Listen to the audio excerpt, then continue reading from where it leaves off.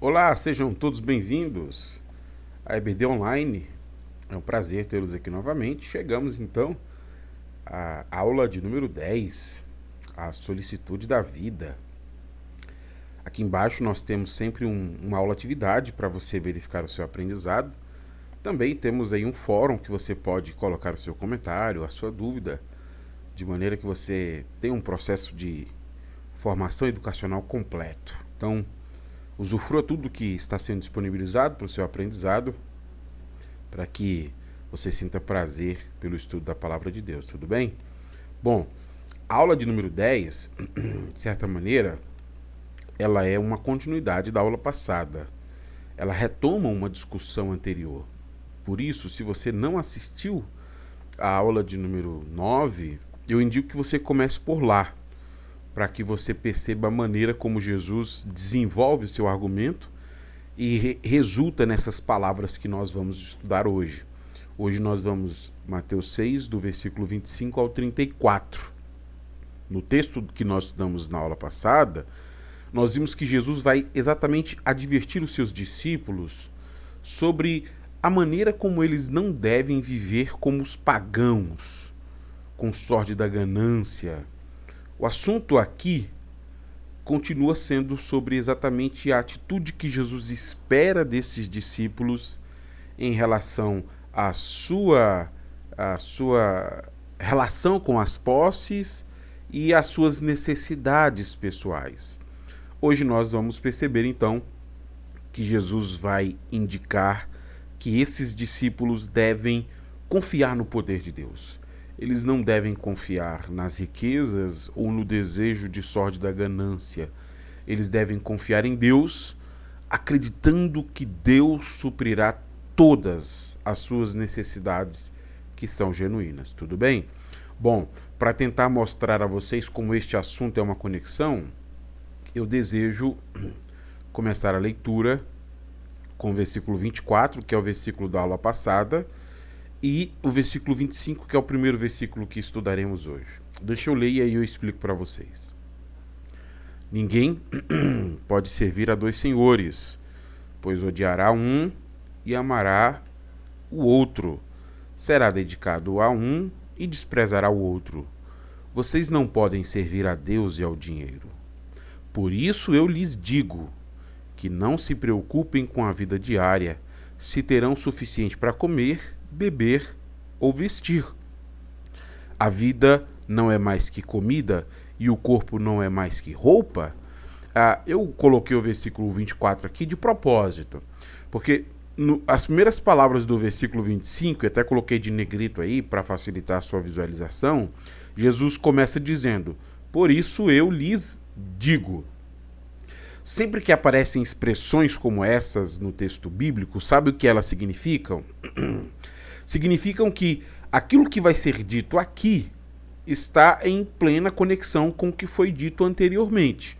Então, quando Jesus diz, por isso eu lhes digo, o que Jesus está dizendo a eles é um resultado do que ele disse anteriormente. Então, há uma conexão entre os dois assuntos e por isso eu pedi para você começar com a aula 9, se você não assistiu.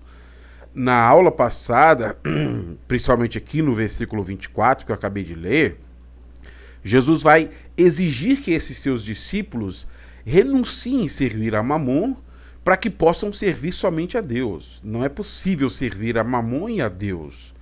Mas essa exigência de Jesus, deixar de servir a Mamon, faz surgir uma questão importante que eu desenvolvi na aula passada e que eu quero retomar aqui como Jesus responde isso. Suponha que esse discípulo, tendo ouvido isso, eu preciso renunciar a servir a Mamon, e para servir apenas a Deus. Esse discípulo pode ter se questionado: mas como é que as minhas necessidades materiais serão supridas se eu renunciar a servir a Mamon? E este é o ponto que eu mostrei como focal e que parece que Jesus vai responder agora. Eu digo que essa é uma pergunta importante que provavelmente os discípulos levantaram, porque se alguém decidir viver de forma gananciosa, servindo a Mamon, essa pessoa pode garantir por meio do serviço a Mamon, ou de se dedicar às riquezas desta vida, essa provisão que parece ser tão essencial à vida. Como que esse discípulo, que está sendo chamado a abandonar a vida de devoção a Mamon ou às riquezas, conseguirá suprir tais necessidades renunciando Mamon para servir apenas a Deus? Bom, Jesus oferece duas respostas a essa questão, que é uma questão importante. A primeira resposta de Jesus está aqui no versículo 25. Leia comigo o finalzinho do 25. Se você precisar, aperte pause no vídeo para tentar identificar aí, tudo bem? Final do versículo 25, Jesus disse assim: a vida não é mais que comida e o corpo não é mais que roupa? Observe que lógica interessante Jesus apresenta para a gente. A comida mantém a vida e as roupas protegem o corpo. Mas nem a comida, nem a roupa são um fim em si mesmo. Como Jesus está nos orientando, uma vida dominada pela preocupação com o alimento e com a roupa é uma vida característica de pagãos. É eles que são escravizados por Mamon para ter essas garantias. Mas além de mostrar que o propósito da vida não se resume ao que nós comemos ou ao que nós vestimos, que a vida é muito mais do que isso, Jesus oferece uma segunda resposta, e essa está intercalada com essa primeira. Jesus oferece a segunda resposta por meio de duas ilustrações, dois exemplos muito contundentes sobre a maneira como o discípulo deve confiar que Deus providenciará o essencial ao seu povo. Ele não depende de Mamon, ele depende de Deus. E esse é o ponto focal. O discípulo não deve depender de Mamon, mas de Deus, que providenciará o essencial. E os dois exemplos que Jesus cita, eu quero ler com vocês e tentar mostrar algumas nuances desses exemplos. Vamos ao primeiro exemplo, versículo 26. Veja comigo. Observem os pássaros. Eles não plantam nem colhem, nem guardam alimento em celeiros, pois seu Pai Celestial os alimenta. Acaso vocês não são muito mais valiosos que os pássaros? Bom, nessa passagem Jesus começa assegurando para os seus discípulos que Deus promete dar aos seus discípulos esta provisão básica para a sua subsistência. E para provar isso, Jesus vai utilizar nesses dois exemplos duas expressões que são chaves. A expressão quanto mais, ela aparece aqui no versículo 26 e vai aparecer no segundo exemplo lá no versículo 30, que nós vamos ler daqui a pouco. Eu quero que você repare que aqui Jesus constrói um paralelo importante, mostrando nesses dois exemplos algo que o discípulo jamais deve se esquecer. Se Deus se importa com os pássaros, que é este primeiro exemplo, e com as flores, que é o segundo exemplo, as flores principalmente que são perecíveis, quanto mais com essas pessoas que, além de serem seus próprios filhos, foram feitos à sua imagem. Então, em síntese, é isso que Jesus vai dizer para a gente nesses dois exemplos. Agora, repare comigo de maneira mais específica esse primeiro exemplo, versículo 26. Jesus mostra o cuidado de Deus com os pássaros, relacionando este cuidado à provisão de alimento que Deus dará aos seus filhos. Com essa comparação aqui que Jesus nos faz, ele não só reconhece a superioridade do ser humano em relação às outras criaturas, aos outros animais, como Jesus também indica aqui nesse versículo 26, que Deus se preocupa em providenciar cuidado aos pássaros, porque ele não providenciaria o cuidado essencial ao seu povo, que vale muito mais do que pássaros, que tem um valor superior. Bom, talvez eu dizendo essas coisas, emergido numa cultura como a nossa, a cultura moderna dos pets, essa palavra de Jesus talvez soe estranho para nós hoje, onde nós temos uma subversão dos valores e os pets valem mais do que pessoas. Apesar de haver uma subversão de valores em nossos dias, né, e para muitas pessoas os animais valem mais do que as pessoas, e isso se revela muito pelo nosso orçamento, que investe muito mais em animais do que em pessoas, o que Jesus está indicando de forma muito clara é que se Deus cuida dos animais que são inferiores aos seres humanos, como é que ele não dará cuidados básicos ao ser humano que é superior aos animais? E aqui eu queria chamar um comentário do Kinner que ressalta este ponto de maneira muito clara. O Kinner diz assim: Jesus, que considera o propósito original de Deus na criação como ainda sendo válido, ou seja, a superioridade do ser humano em relação à criação, acredita que o Deus que cuida de animais desempregados cuidará ainda mais de seus filhos, independentemente de sua situação econômica. Então veja, a gente precisa perceber isso, né? A questão de como Jesus cuida de animais, e nós que somos superiores a ele não receberíamos também tal cuidado. Mas além dessa questão do pet, talvez um outro público ouvindo essas palavras de Jesus sinta-se incomodado. Eu me refiro à pessoa ansiosa, aquela pessoa ansiosa que talvez lendo essas palavras de Jesus diga: mas é claro que eu preciso me preocupar com as riquezas. Não faz o menor sentido isso aí, porque primeiro que eu não sou pássaro. Eu tenho necessidades que são muito maiores do que as dos pássaros. E eu penso que é por isso que talvez que Jesus conclui este primeiro exemplo, e em cada primeiro exemplo Jesus tem uma conclusão chave central para nós. No fim deste primeiro exemplo, Jesus conclui assim: qual de vocês, por mais preocupado que esteja, pode acrescentar ao menos uma hora à sua vida?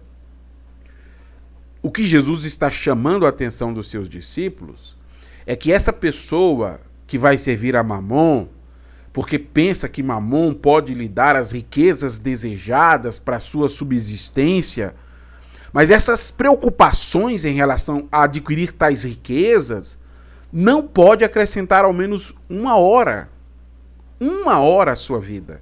Estar ansioso em relação ao que comer, ao que vestir, e nos nossos dias o consumo é bem maior do que esse, né? Ao que viajar, ao que comprar e etc, etc. Essas preocupações não vão lhe acrescentar uma hora à sua existência. Terminando este primeiro exemplo, depois de citar para nós a maneira como Deus cuida de animais, e de igual maneira ele cuidará de nós, que somos o seu povo, e temos uma superioridade em relação aos animais, Jesus cita um segundo exemplo. Antes de ler este segundo exemplo, eu preciso te explicar uma questão de contexto para que as palavras de Jesus façam um pouco mais de sentido para você.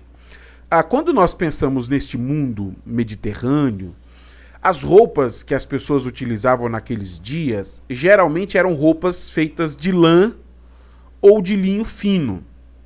Apenas os ricos usavam roupa de seda e roupas tingidas. Isso era um negócio muito caro e que se destinava apenas às pessoas que tinham dinheiro. Os pobres e pessoas normais geralmente usavam lã não tingida. Ou, quando possível, eles pegavam essa lã e manchavam com uma tinta escura e barata. Ao fazer isso, ao manchar essa roupa de lã com essa tinta escura e barata, a roupa geralmente tinha uma cor cinza ou um marrom meio opaco. Então pense que as pessoas, assim, de maneira geral, usavam roupas que tinham essa coloração meio cinza, meio marrom opaco. Sabendo disso, que a maioria da população se veste assim, observe as palavras de Jesus no versículo 28, 29 e 30. E por que se preocupar com uma roupa? Observem como crescem os lírios do campo. Não trabalham, nem fazem roupas. E No entanto, nem Salomão em toda a sua glória se vestiu como eles, com tantas cores, né? E agora você entende a questão das cores, não entende? Seguindo. E se Deus veste com tamanha beleza as flores silvestres que hoje estão aqui e amanhã são lançadas ao fogo, não será muito mais generoso com vocês, gente de pequena fé?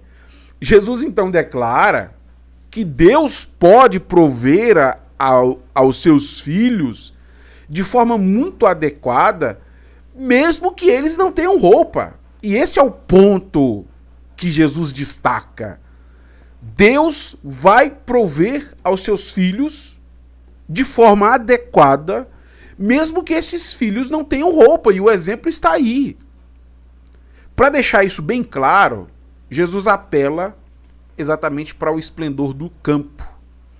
Apesar de serem belíssimas, e este exemplo é importante, porque elas têm todas as colorações que uma pessoa comum não conseguiria ter em suas roupas, essa vegetação belíssima que nem Salomão consegue ter na sua roupa, ela, quando murcha, ela é utilizada como combustível para assar pão. Ela é belíssima, mas essa beleza toda serve para assar pão quando é utilizada no fogareiro. Por isso que Jesus utiliza pela segunda vez a expressão quanto mais, lá no versículo 26 e aqui no versículo 30. Se Deus faz isso com a vegetação, quanto mais fará com vocês, gente de pequena fé. Qual que é o ponto focal do ensino de Jesus nestes dois exemplos que eu acabei de ler e explicar a vocês? No final, não é a riqueza que importa, mas sim a bênção de Deus. É a bênção de Deus que providenciará o essencial à subsistência do povo de Deus. O que nos dá segurança de continuar existindo e vivendo na terra não é mamon e as riquezas, mas a bênção de Deus sobre o seu povo. Para terminar estes dois exemplos, mais uma vez, Jesus resume tudo em uma frase muito importante, versículo 31 e 32. Portanto, não se preocupem dizendo: o que vamos comer? O que vamos beber? O que vamos vestir? Essas coisas ocupam o pensamento dos pagãos, mas seu Pai Celestial já sabe do que vocês precisam. Busquem, em primeiro lugar, o reino de Deus e sua justiça, e todas estas coisas essenciais lhe serão dadas. Essas palavras de Jesus, mais uma vez, causaram vergonha naquelas pessoas. Isso porque Jesus está dizendo para elas de forma muito direta e objetiva: olha, até os gentios buscam coisas materiais. Que diferença haverá entre vocês e os gentios se vocês viverem como eles? Vocês não devem ser como eles. Vocês são filhos de Deus. Por isso, busquem a agenda de Deus. Vocês devem ter interesse por aquilo que interessa ao Senhor. Esse é um ponto muito importante, é que eu preciso apenas fazer este comentário para a gente concluir o ensino de Jesus, porque a fé que Jesus está dizendo aqui que o povo de Deus precisa ter, significa que nós estamos desejosos por obedecer à vontade de Deus, com uma certeza muito clara: Deus suprirá as nossas necessidades básicas e Ele providenciará o cuidado das nossas vidas. E veja que esse ponto de Jesus, ele é ofensivo demais e até estranho para uma teologia que faz muito sucesso nos nossos dias, que é a teologia da ganância. Em nosso tempo, nós ouvimos pessoas fazerem muitas associações entre fé e riqueza. Fé e riqueza são duas coisas que não saem dos púlpitos e da boca das pessoas. Elas o tempo inteiro estão falando sobre ser fé e rico, e para isso elas usam a palavra prosperidade. Nesse texto, Jesus não só deixa claro que a fé não tem a ver com a capacidade de obter bens materiais, como também Jesus aponta que este não é o propósito da vida dos seus discípulos. O discípulo não vem a Deus pensando em que comer ou em que vestir. E ele não segue a Deus esperando o que comer ou o que vestir. Ele o faz na expectativa de ser cuidado pelo Senhor. São os pagãos que vivem com essas preocupações, do que eu vou comer ou o que eu vou vestir. São os pagãos que colocam mamon como prioridade de sua vida. O discípulo deve buscar primeiro o reino de Deus e a sua vontade justa. Mas o que significa buscar o reino de Deus aqui no Evangelho de Mateus? Veja que interessante o comentário do Craig Keener sobre isso. Buscar o reino de Deus significa valorizar o que Deus valoriza e obedecer aos seus mandamentos. É quando o seu povo cuida de outros necessitados entre eles, que Deus supre as necessidades de seu povo como um todo. Talvez porque assim ele possa confiar melhor neles para usar seus dons com justiça. Muito diferente da teologia da cobiça que faz tanto sucesso. Nós temos interesse no reino de Deus e valorizamos aquilo que Deus valoriza. E aí depois disso Jesus conclui tudo com o versículo 34, e eu quero concluir também com ele. Portanto, não se preocupem com amanhã, pois o amanhã trará suas próprias inquietações. Bastam para hoje os problemas desse dia. Mais uma vez, Jesus repete aquilo que foi dito no versículo 27, né? Por mais ansioso que uma pessoa esteja em relação à sua subsistência e ao que possa comer ou vestir, essa ansiedade não vai acrescentar uma hora à sua vida. E veja, que Jesus não está condenando as pessoas que reconhecem as suas necessidades como necessidades básicas e reais. Muito pelo contrário. O Pai Celestial sabe o que essas pessoas precisam. O Pai Celestial sabe da necessidade de comida e de roupa. O ponto de Jesus é indicar como esse discípulo deve depender apenas de Deus para esse sustento diário. Deus sabe das suas necessidades e você deve depender do Senhor para suprir as suas necessidades. Não de mamon, da cobiça ou das riquezas. O discípulo de Jesus depende sempre de Deus. Eu concluo com duas aplicações que eu acho que são essenciais para nós equalizarmos aqui o que vimos na aula de hoje. Primeira aplicação: Deus fornece comida para os pássaros, mas ele não a coloca em seus bicos. Deixa eu repetir. Deus fornece comida para os pássaros, mas ele não a coloca em seus bicos. A minha primeira aplicação, ela é uma advertência para que você não leve essas palavras de Jesus para a direção errada, porque eu não tenho controle sobre como você está entendendo o que Jesus está dizendo. Quando Jesus proíbe os seus discípulos de se preocuparem com amanhã, Jesus não espera que esses discípulos ignorem quaisquer preocupações que surjam, nem mesmo que esses discípulos sejam precavidos. Não, não é essa a intenção de Jesus. Jesus espera que seus discípulos expressem a dependência que eles têm a Deus em todas as suas preocupações, em todas as suas necessidades. Eles não dependem de mamon para suprir suas necessidades. Como eu acabei de dizer a vocês, o discípulo deve sempre depender e apenas depender de Deus para o seu sustento diário. Não tem a ver com cartões de crédito, não tem a ver com emprego, tem a ver com Deus.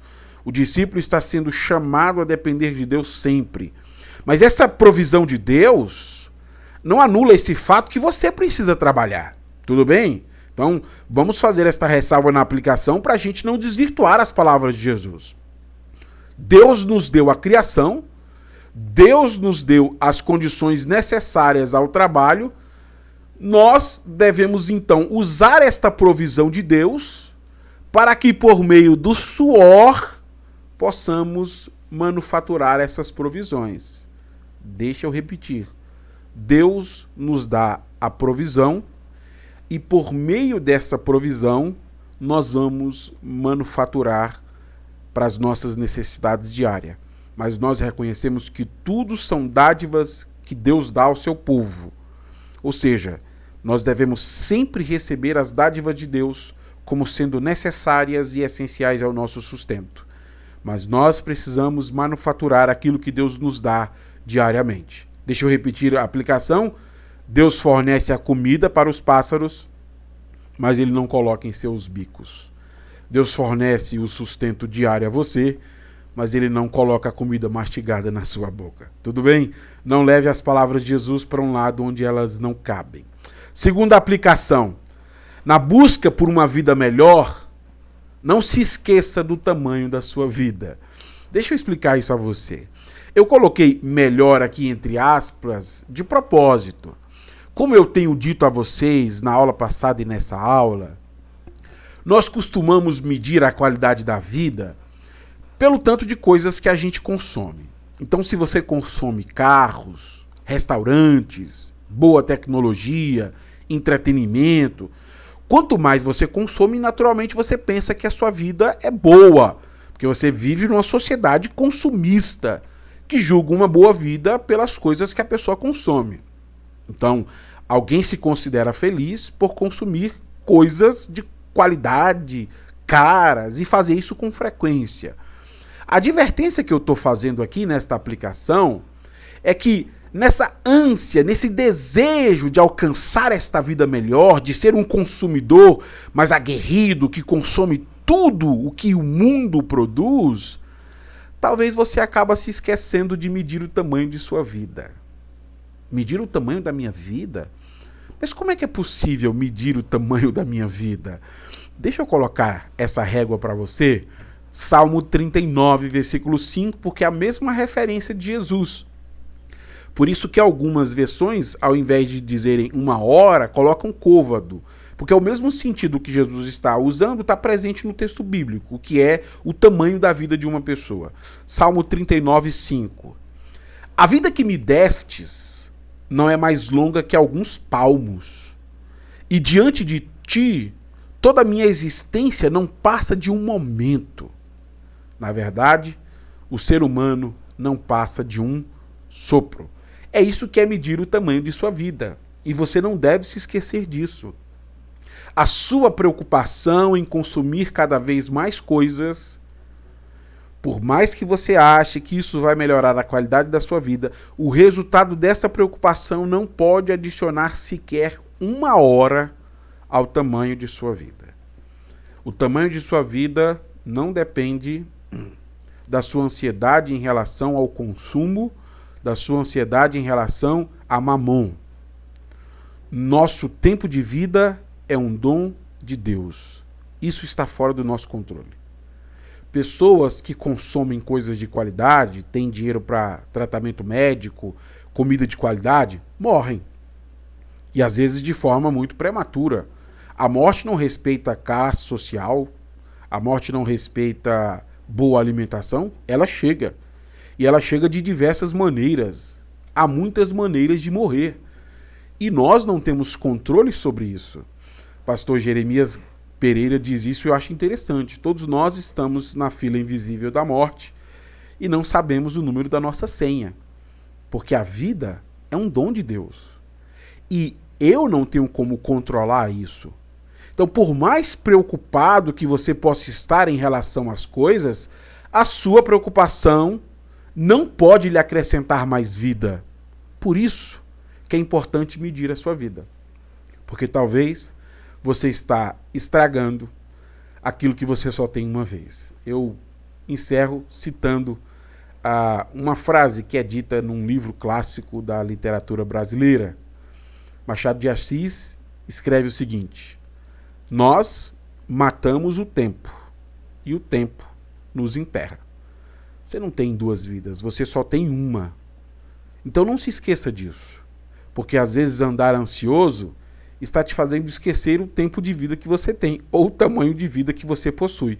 E você não sabe quanto tempo de vida lhe resta. Por isso, de que adianta ganhar o mundo inteiro e perder a sua entrada no reino dos céus?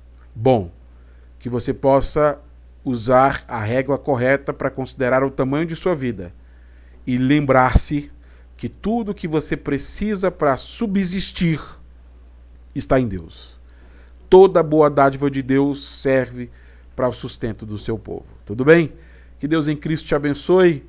Eu aguardo você na semana que vem para então continuarmos com o nosso estudo sobre o Sermão da Montanha. Até a próxima.